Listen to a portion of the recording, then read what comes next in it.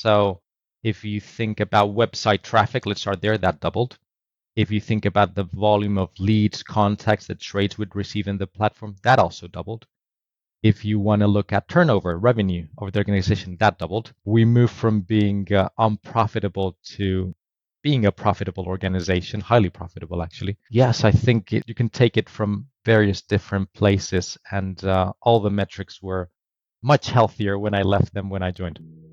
Welcome to the Product Agility Podcast, the missing link between agile and product. The purpose of this podcast is to share practical tips, strategies, and stories from world-class thought leaders and practitioners. Why, I hear you ask? Well, I want to increase your knowledge and your motivation to experiment so that together we can create ever more successful products. My name is Ben Maynard and I'm your host. What has driven me for the last decade to bridge the gap between agility and product is a deep-rooted belief that people and products evolving together can achieve mutual excellence. This is the Product Agility Podcast, back for another episode. If you're listening to this, then it's probably Thursday, because all of our episodes come out on a Thursday. We like to be consistent. And this week is a big week, because we are joined by Kim Faura, who is somebody that worked in many organisations, which, at least in the UK, are household names. There's a company which he worked for called GiffGaff, which was a mobile phone company, mobile phone provider, I suppose, is technically the right way of putting it. And I used this company very early on and was just blown away about how different they were and how disruptive they were in the market. Kim has then gone on to work at Checkatrade, having a huge impact at Checkatrade. So, yeah, we get a lot of fantastic people come on this podcast, but I think your pedigree does set you apart from the rest, Kim. So thank you for taking the time to join us today. How are you doing? Thank you very much, Ben, for having me. I'm doing great. So, Kim, regular listeners will know I'm not a huge fan of reading out bios from people. I like to have introductions made by the people themselves. So, Kim, could you give us a little highlight reel of your career to date? Where to start from? Well, I'm originally from Barcelona. I'm aware that does not explain my accent. I don't really know where that comes from, if I'm honest. I lived in many different places, but I studied at business school, and very early on in my career realized that I had a big passion for digital. So I spent a lot of time thinking about digital experiences, developed the first student website with a couple of classmates at Esade Business School. When I finished uni, I thought, well, digital is where I want to go, but I could not find any business that I think I could learn from at the time. I mean, we're talking about a long time ago. That's 2005. And I decided to move to marketing. So I started my career at PepsiCo as a product manager for a local brand called Matutano. And I was there for three and a half years. And that really helped shape my product thinking, actually, in many ways, in terms of how we think about discovery. How do we engage with customers to develop strategies? All the strategic frameworks that PepsiCo used back then, I'm sure they still use today, because I still use them today for many of the things I do. Now, while I was at PepsiCo, I also realized that they did not have a corporate website. So I did give my bosses a bit of a hard time. And as a result, I was tasked with the pleasure of developing the first corporate websites for Spain and Portugal. So that was where my digital career in a formal sense started. Now, it wasn't until year 2009 when I jumped from PepsiCo to a startup. It didn't even have a brand name. Back then it was called Project Napa. So it was all very secretive as stealth mode. I had to sign an NDA. And a few months later, it launched in beta with the brand GiffGaff. I was at GiffGaff for 10 years, developing product, marketing, commercial areas. And after that, I decided to join Checkatrade with similar responsibilities and roles. I was at Checkatrade, I was there for about 4 years, helping develop the business. We doubled in size, actually, in the first 3 years.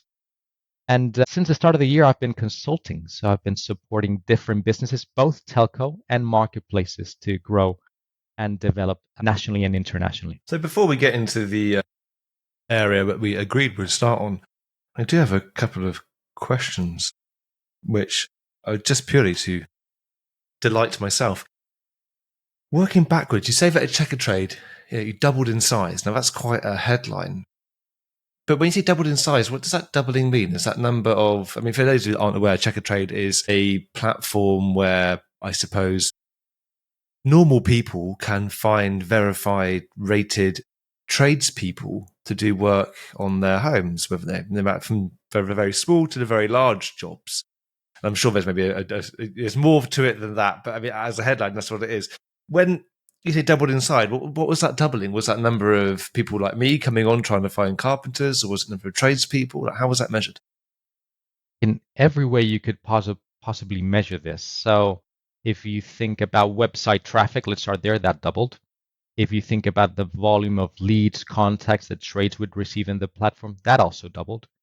If you want to look at turnover, revenue of the organization, that doubled. We moved from being unprofitable to being a profitable organization, highly profitable, actually. Yes, I think you can take it from various different places, and all the metrics were much healthier when I left them when I joined. Yeah, but what changed? Well, a lot of things changed. So let's start with, what's the history of Checkatrade? So Checkatrade is a 25-year-old organization.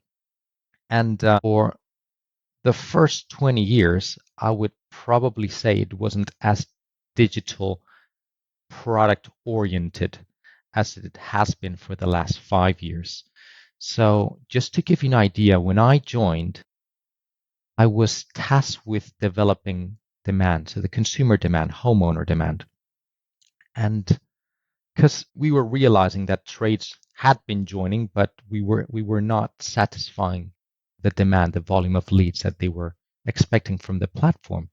But very early on, I realized that they weren't even counting those leads. So there was no tracking in place with regards to how many calls would a trade receive, how many messages.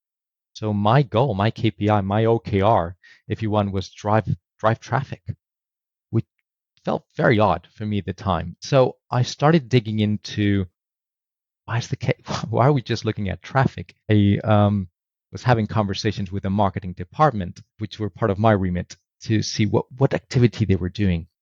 And a lot of the activity was just bidding on cheap keywords. For example, they would bid on gardeners in Scotland, as it was cheap cost per click. Now, Checkatrade had very few gardeners in Scotland. It didn't really result in high conversion, but they were hitting that KPI of driving sessions, driving traffic.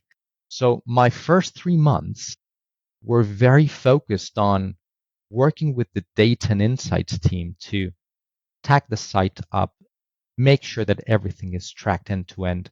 And we started to create metrics that made a lot more sense. So we matured a lot as an organization within the first 6 months as a result. So marketing completely changed the way that it was running their activity. They started focusing on leads, those contacts. From a product point of view, we started developing products and features that would help scale, grow this contactability between homeowners and trades. Because very early on, we realized, we're in the business of matchmaking, right?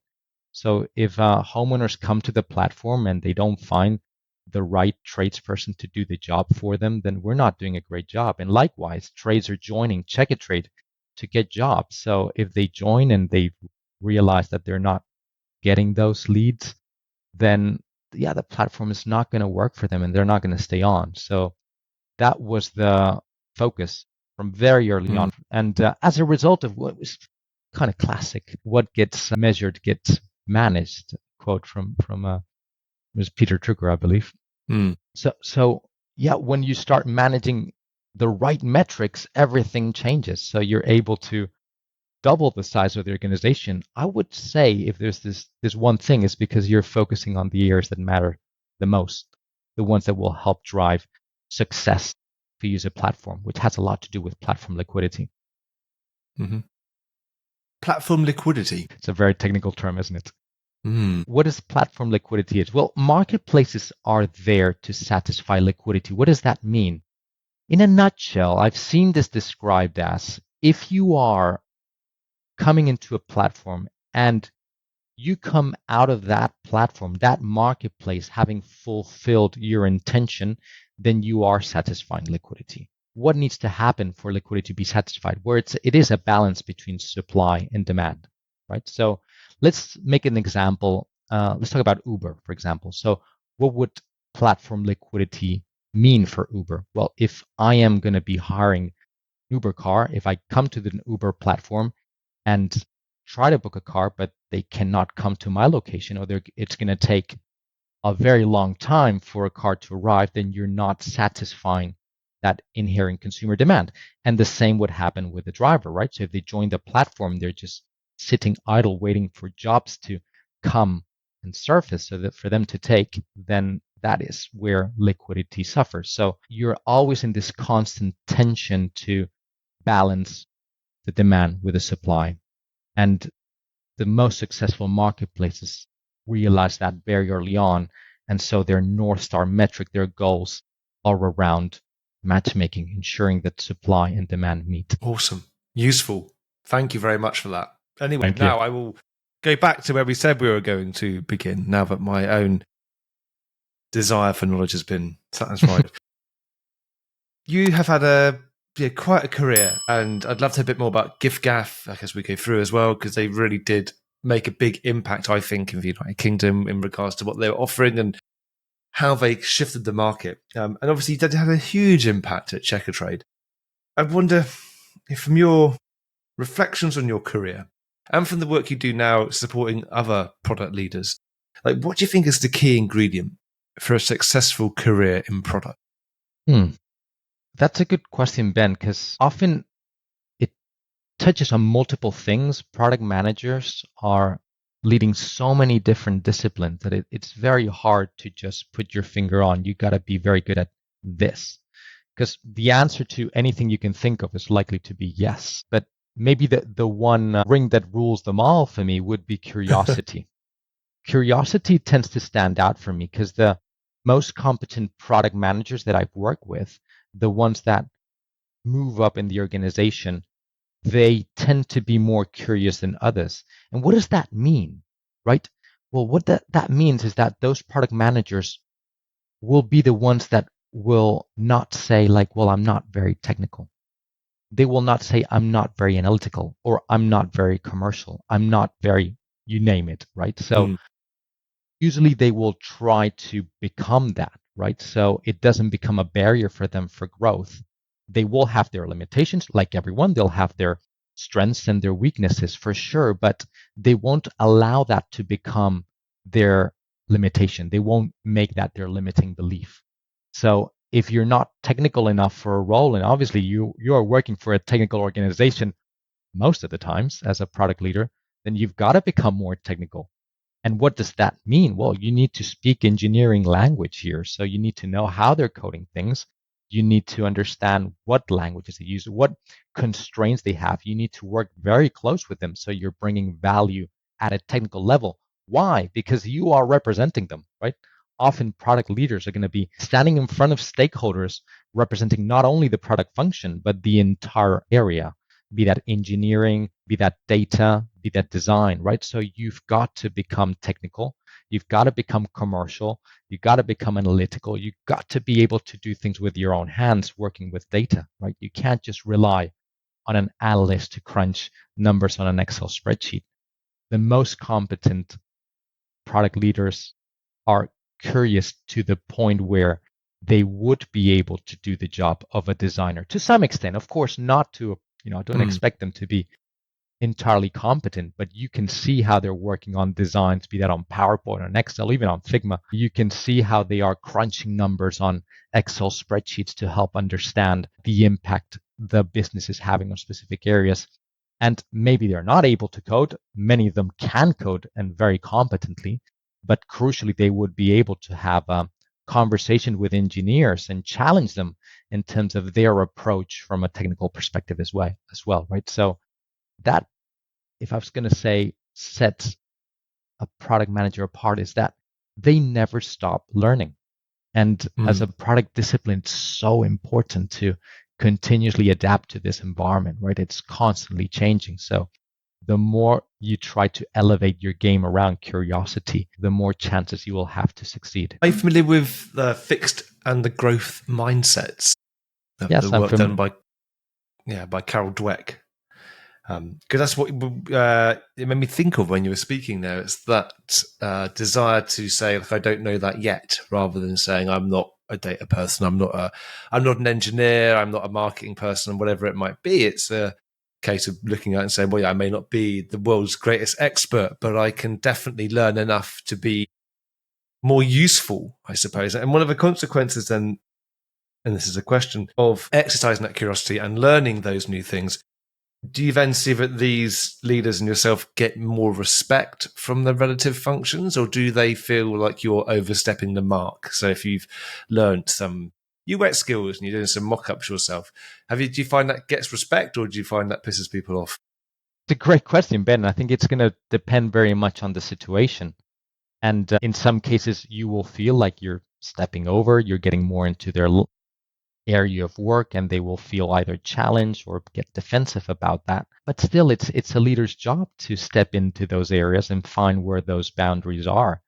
And in many respects, I think it does require some adaptability by everyone. Let's say the specialist functions do expect not to be challenged, then also they're going to have a limited career, right? So businesses will grow, individuals will develop as a result of people stepping into their areas and being challenged. And it's a fine balance, right? Because it's very easy to retreat. It's very easy to say, like, I've pissed them off, so I should no longer be challenging them, right? And maybe a framework that's very useful in these types of situations and conversations is Kim Scott's radical candor framework. So I use that quite a lot, because often product leaders think that they need to care personally, which for sure you do need to care personally about your team, and team that you're maybe not managing directly, but collaborating very closely with. So you've got to care for them personally, and that's how you earn your respect for sure. But challenging directly is fundamental. The best leaders, be that our product or just business leaders, they're very good at challenging directly. And how do you get into that sweet spot of caring personally and challenging directly, which is what Kim Scott refers to as radical candor? It's trial and error. I don't think there is that just do this and you will be very effective as a leader, because it's going to depend on context, it's going to depend on the situation, it's going to depend on the individual that's receiving that information. And for everyone, there is a different approach. So I would say, again, stay curious, try it, right? Not because you're going to have bad experience. You got to stop doing it. You got to try it more until you find the right balance, so it becomes very effective. People listening to this may be thinking, well, it all sounds very straightforward. I just go and exercise my curiosity and go and ask lots of questions. I'll go and have those straight up conversations. I'll look at radical candor and I'll figure out how to engage with people in that particular way. But have you ever seen the exercising a curiosity go wrong, or have an impact which wasn't the desired impact? Many times. And what's I think it's probably worth talking about my own personal situations and examples where, very much as you are saying, Ben, to me, either questioning or challenging area that I may not be directly responsible for, but closely impacts my line of work, was not received with open arms, right? So you would start to see a defensive behavior, a bit more of an attack as to, well, you're not doing your job right, or why don't you focus on your own things? You got plenty of problems on your own area to focus on, so why are you looking into this? So those types of responses to questions, challenges happen. They happen on a day-to-day work environment. And I'm sure that even I have, had defensive behaviors in the past when I've been challenged for my areas of work as well, right? Would those be reasons for us not to adopt that approach? I don't think so. I still feel like you've got to just find different ways to work with. Sometimes we class them like these difficult people, and especially if they have you need alignment, that you need to work close with, then building that relationship with those difficult people is key to help you grow in the organization and help gain that respect of those leaders. So yeah, I think perseverance is so important. As much as curiosity is key, I think perseverance is key to make that curiosity and that learning work. And yeah, you're going to have to bounce back again and again from those situations, which are definitely not comfortable, right? And it's great that you mentioned this kind of difference between the growth mindset and the fixed mindset. And I've also seen that referred as being on your comfort zone or being on your stretch zone, right? And I think that plays such an important part of this, because when you face those challenging situations where people don't respond well to your approach, then you may retreat back to comfort, right? But when you sit on comfort for too long, you don't grow, you don't develop, you don't learn. So you won't be able to drive the business forward. And as product managers, we are business leaders. So you've got to step out from comfort. You've got to move into stretch, and you've got to find different ways to influence and impact the people you work with. If I just backtrack a little bit, were you suggesting that people consider working on the difficult, not say difficult in inverted commas here, but the difficult people to win them over, to gain their respect, if their engagement with what you're trying to achieve is critical? So rather than trying to avoid those kind of harder conversations and that harder work on the relationship, actually then to persevere and really try and, for want of a better phrase, like win those people over. 100%, right? Look, we all have to deal day in, day out with difficult people. Sometimes it's our boss, sometimes it's a stakeholder, but the answer cannot be delegate that. Let's get someone else to do that for us. The answer cannot be let's avoid it, right? Let's try to minimize the interactions with that stakeholder. If they are pivotal, if they are crucial towards the approval or the progress of your area of work, you need to find a way. And that finding a way is where curiosity kicks in again, right? Because those difficult stakeholders, I am sure, will be influenced by others, by other leaders that are more effective than yourself. What can you learn from them? So who should your mentor be in this situation? Maybe it's another stakeholder that also has a close relationship with that leader.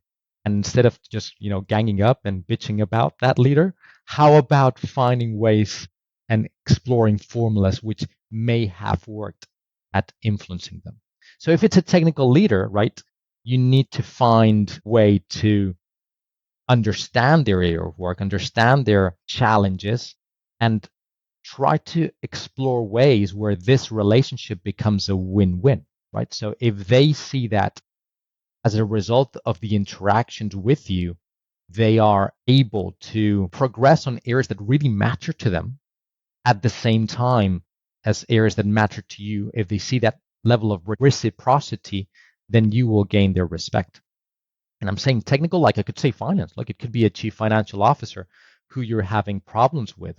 If you get very close to their areas of work, if you gain the respect of people that report to them, if you are able to understand those business cases, the risks that they're continuously trying to manage, then you're more likely to win arguments. Or, sometimes they probably are right. Maybe, the finance leader is deciding not to progress with an initiative that you're very keen on because the risk is too high and the investment too big and the return of investment too small. But the more you're able to, well, I suppose not only accept, but this is more about anticipate, right? This is more about understand it, then the more competent product leader you will be, because you're working together with them to define this business initiative, right? Which affects product for sure, but it affects every area of the business. And the more you are close to them, the more you know how these models are created, the more you work with them, the more you even develop them yourself, the more likely that you will gain that respect and see like, well, actually, the way you're thinking about this makes a lot of sense. And how do you minimize risk? It's often by minimizing effort, right? So if you're able to create those MVPs, if you're able to build them in a way that a CFO can understand, okay, you're not asking me for £500,000 right now. You're just asking me to commit to, let's say, a month of work. And validate, prove that if after 1 month I'm moving these metrics, which will have a financial impact, then let's progress. But if I cannot prove that case in 1 month, then let's pivot to something that may become more valuable. I'm wondering then that it's humility and the acceptance that we are not we're not the finished product, and we are having to change ourselves and rely upon other people to do the great work rather than just the good work. But that humility is a key ingredient here as well.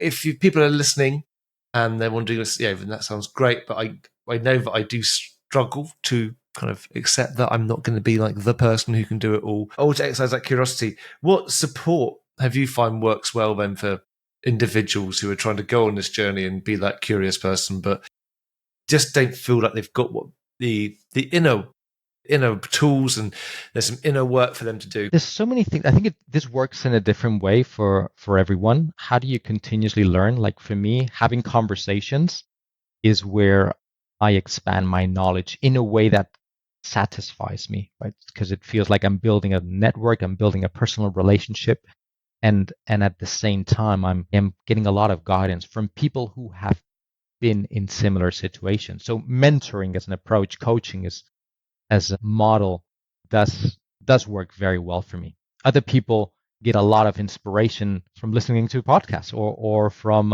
reading books, right? And that's the way they learn. And you can learn so much from listening to podcasts. So it's an incredible tool that definitely did not exist very early on in my career, and now I've adopted in a way that it's kind of part of my routine. I'm always listening to something that will challenge me and will make me think about areas that I'm currently working on in a different way and bring different perspectives. So often listening to these conversations, which is it's one thing is participating on this conversation, the other one is listening to it. For me, both of them work, but these approaches are, I suppose, for me more fulfilling. I get a lot more from them than I would get from reading a book, for example. I do read books, but I probably spend less time reading books than I do having conversations or listening to podcasts. It will depend, right? Everyone will have a different approach as to what satisfies and develops that curiosity. And one thing is knowledge, right? One thing is learning about all these things, but if you don't apply them, then that's not going to be worth much. So the next thing is putting them into practice, right? And that sometimes is where the barriers are, right? So people know what they've got to do. People know that in order to lose weight, they need to, eat healthy, go to the gym, and all those things, but they don't do it as consistently as they would like. And there's an element of committing. There's an element of discipline. There's an element of just finding those opportunities.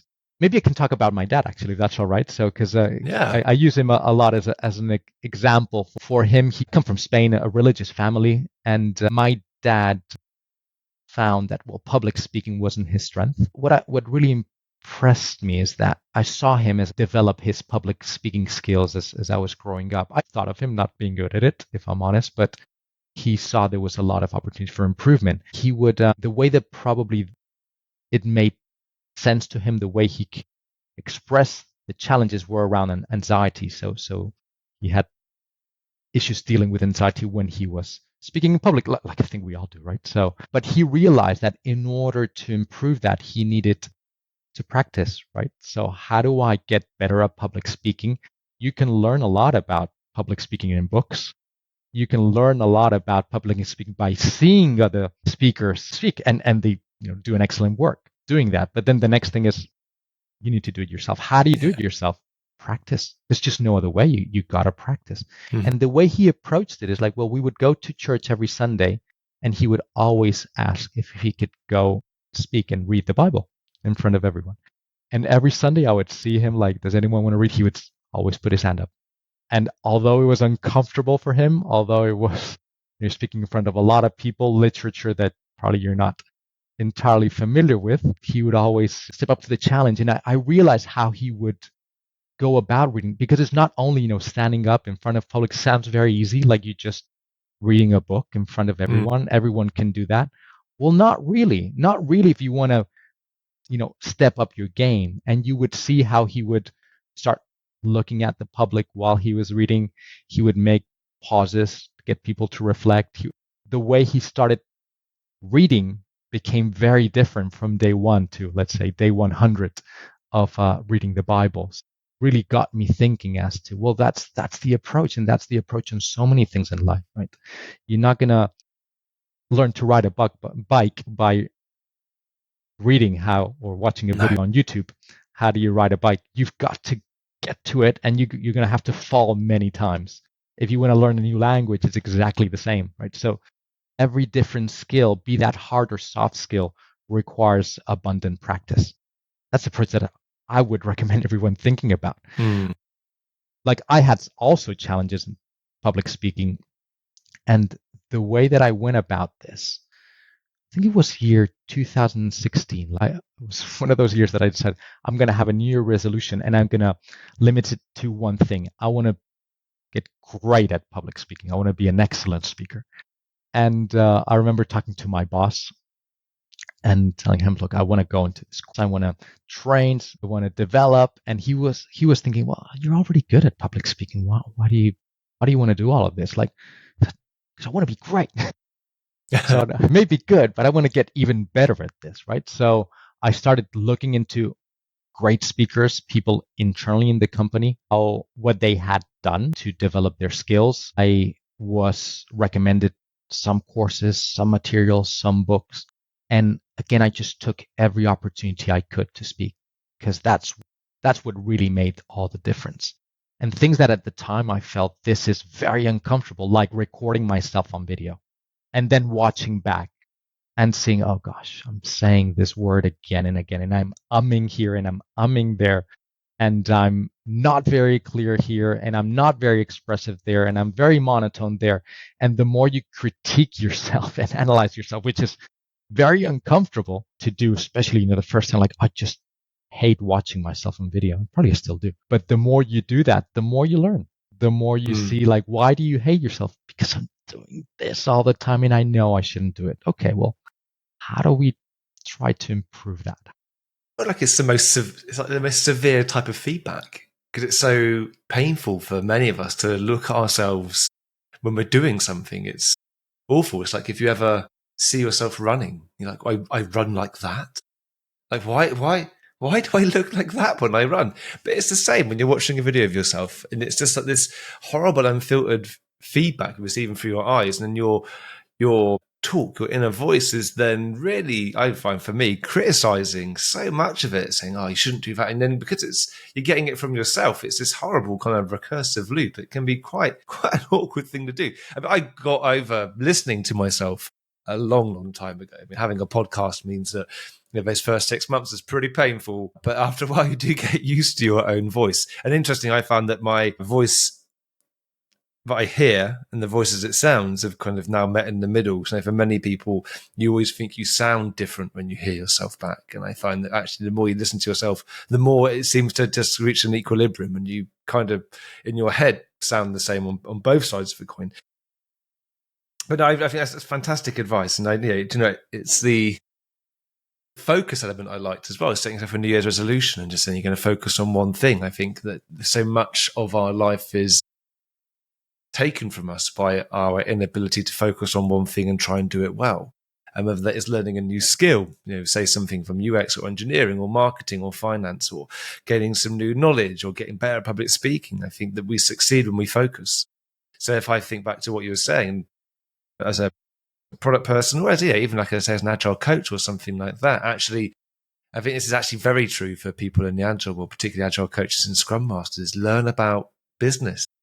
Learn about what makes a business tick.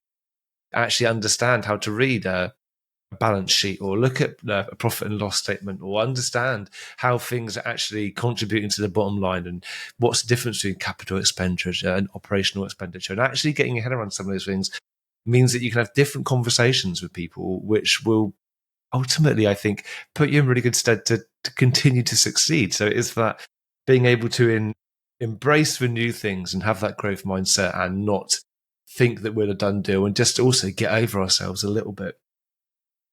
But with that said, I really want to just not divulge. I really want to satisfy some my own curiosity here, because GiffGaff, where you kind of started your career in the UK, because you moved to London, didn't you, from Spain for GiffGaff?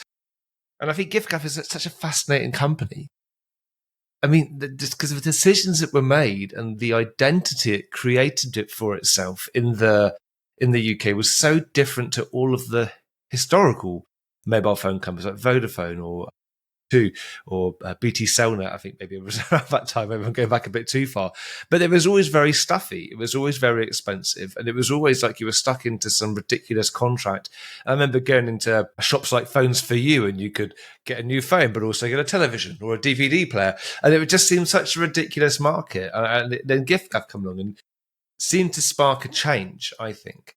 And so what I would ask you, and ask if you can share this with our listeners, is when you think of GiffGaff in your time, what would you say was the USP, the unique selling point for GiffGaff, and how did that kind of help it become the success that it now is? So if there's one thing that I think stood out from day one at GiffGaff, which is very different, I think is still very different from most of the telcos in the UK, is the relentless focus on customer experience and having Net Promoter Score as their golden metric, their North Star.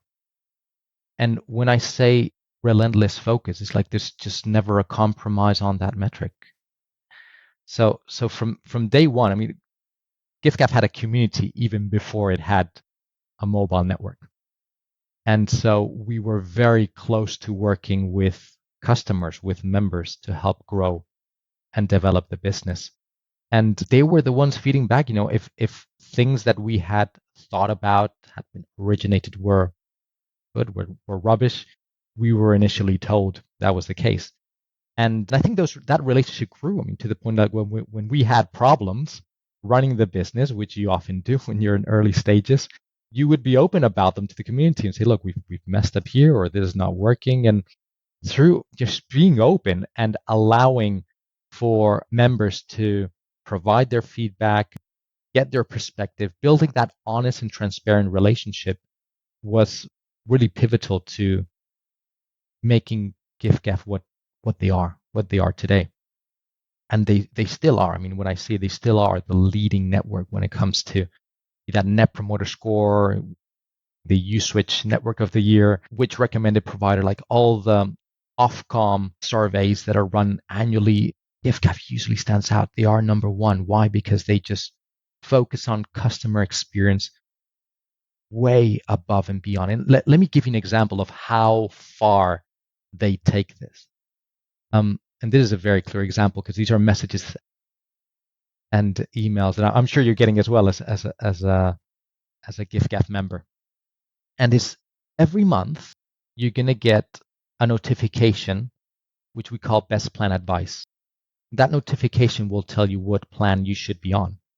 Currently, I'm paying £15 and I get a huge amount of data, but often I'm being recommended to downgrade. Like, I'm paying too much money. I shouldn't be paying £15. I should be paying £12, £10. And that is so unusual for any other network to do that, because the way they think about this is like, hold on, as a CFO, what you're trying to do is to get people to move up, right? So it's a distinction between ARPU-centric and customer-centric, right? When you're customer-centric to a fault, that's what you're going to do. You're not going to care so much about what's the revenue you're getting from each individual member. You will care more about the experience. Now, the good thing in this from a financial point of view is that those communications had little impact with regards to people trading down. People often think like, okay, well, maybe I'm not using that much data this month, but I was on holiday, but next month I may need that data, so I don't want to be in a situation where I run out of data in the month, so I'll just stay there. So most people would think I'm fine, but the effect it had, it's like, these guys are really looking after me. I don't need to keep on checking if they are trying to grab that extra pound from me or not. I don't need to be worried that I'm going to have an increase within the contract or outside the contract. So all all those areas very transparent. And also, like, everyone, I know the plans we call goodie bags have evolved and changed over time. But for most of my tenure at GiffGaff, there were only 6 plans, and those six plans were the same plans for everyone. It didn't matter if you joined yesterday. It didn't matter if you joined 5 years ago. It didn't matter if you joined from Uswitch. It didn't matter if you joined directly or from Patreon. If you're paying £10, you're going to get that amount of money, which, by the way, that's what Netflix does. That's what Spotify does. All the businesses with high net promoter scores have. They don't tie you down to 24 months, do they? They will tell you, well, this is the price, this is the plan, this is the product, take it. Maybe your first month is free, but then you're on a recurring plan and you can cancel anytime, right? Whereas so many other telcos, they're not, the reference we've used a few times, like they're building a prison, right? They're trying to tie you down to 24 months, whereas we're building a hotel. We're trying to make it very comfortable. We're trying to build the best experience so that you want to stay, you don't want to leave. But we try to avoid all the mechanics of tying you down. GiffGaff were pioneers in terms of helping networks change their mobile numbers. So moving mobile numbers from network to network used to be a big blocker. That was awful. That was awful. Experience. It was awful experience. Used to be locked with your network as well. So having that unlocked was a massive pain as well. So we were pioneers on developing features and selling phones which were all 100% unlocked before anyone else. Then regulation kicked in for everyone else, by the way, following very much our practices. And now everyone is a bit more of the standard from that regard. But it was just very clear that GiffGaff was always a step ahead in favor of the customer. Yeah. It almost felt like it broke a monopoly of such. Maybe not a traditional monopoly, but it felt like the big telcos at the time could basically do whatever they wanted to. And there was never incentivized to make life easier for the customer. I think the fact that, like I mentioned before, I think in the early noughties in the United Kingdom, the amount of stuff and stupid, crazy stuff they used to give away for free just to get you to sign up to a network and get you to take a phone was just, fantastic in many respects. But now you look back, you think, my God, it's crazy. The amount of, it's like video games consoles, TVs or whatever it was, or, cash, giving people cash to sign up. All that's disappeared. And I think it's disappeared because actually now the whole industry has changed for the better. And I think GiffGaff was absolutely fundamental in that. And we're just, I know we are kind of running out of time, but I'm enjoying hearing you talk. That when your role at GiffGaff, when you joined, what did you join as, and then what did your role become? Well, I took a big gamble joining GiffGaff, actually, because for me it was key that as I was at PepsiCo, it was becoming very clear that I wanted to join a digital organization. But it wasn't an easy year. It was 2008, 2009, and I was realizing that also opportunities in Spain, in Barcelona, where I lived, not abundant. If I'm honest, I couldn't see any opportunity to join a digital organization that I could learn from. So it felt like, well, probably I'm going to have to join a startup. And if I'm going to join a startup, where is it best for me to be looking at? Is it Spain, or should I go abroad? And I started thinking about this. I also, girlfriend, now it's my wife actually, she was living in London. And so that also played a huge role in terms of my decision to look at roles, look at opportunities in the UK. Being a difficult year, moving industries, moving countries, all of that at the same time was a big gamble. So I could only take a more junior role at a startup on a 6-month contract. So I joined as a marketing exec at GiffGaff. That was my first official role. And I did the role for 6 months, I guess, in a way that proved the business that I was capable of doing a lot more. So within months, I was promoted to a head of, I think the official title was head of e-commerce. I think product was still not as widely adopted, but it was product. It was product and it was digital marketing. it was still a team of 12 people, GiffGaff, for the first 3 years. So it was, you're doing everything. You're doing UX on PowerPoint, you're doing all the copy on Word, you're doing web analytics yourself. It's just like, proper startup mode. So I took more and more of those different discipline skills, not because I suppose was an expert, but because I was just kept on learning them. Right? On the evenings reading about web analytics, Vanessa's Web 2.0 book. I remember reading that one. I read inbound marketing on weekends and on holidays. So just kept on reading about all things related to digital marketing and product, which played a huge role to my career because I've suppose when I'm looking at opportunities for consultancy, I'm able to go to that 0 to 1 stage, but also at the same time, GiffGaff when I left was a 500 million revenue business with 3 million members, right? So I've played both cards and I really enjoy both. They require very different leadership styles for each. They all have their pros and cons, but yes, those are the different opportunities that I've been exposed to. So very early on, I joined as a marketing exec, and within 3 years, I was the chief commercial officer reporting to the CEO. And how did your leadership style evolve then as the company grew and became so successful? It had to. It's inevitable, right? So, because I probably tend to be very detail oriented, and I used to apologize a lot for that in terms because I would step into people's areas. I would often be able to do their work, or often I would do their work. So I had to rein that a bit back, right? And I had to explore ways where my style was less of a manager, less of a micromanager, more as a leader, more as a coaching the teams, developing the teams. But that is a lot easier, especially when you step in the organization and you're able to recruit great talent. So in my latter years at Checkatrade, I was able to hire one of the most talented team I've ever worked with. And it was an absolute joy because that's where you can really adopt everything you read on books about, you got to empower, you got to delegate, you got to let them run. Yeah, that makes a lot of sense when you got very highly motivated and skilled individuals. But when you don't, and often when you are in more junior positions, you're working with graduates, then that's not the right style. You've got to be a lot more directive. And you've got to be their mentor, and you've got to be very clear and challenging to see them grow and develop, right? So it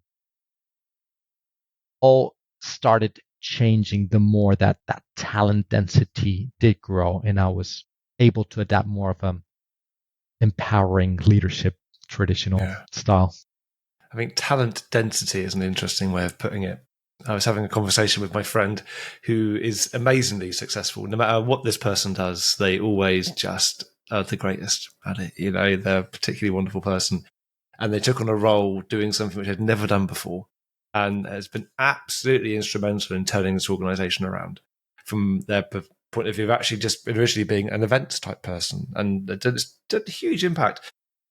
But created a team to alleviate her workload, to focus more on the things that she believes that she should be doing.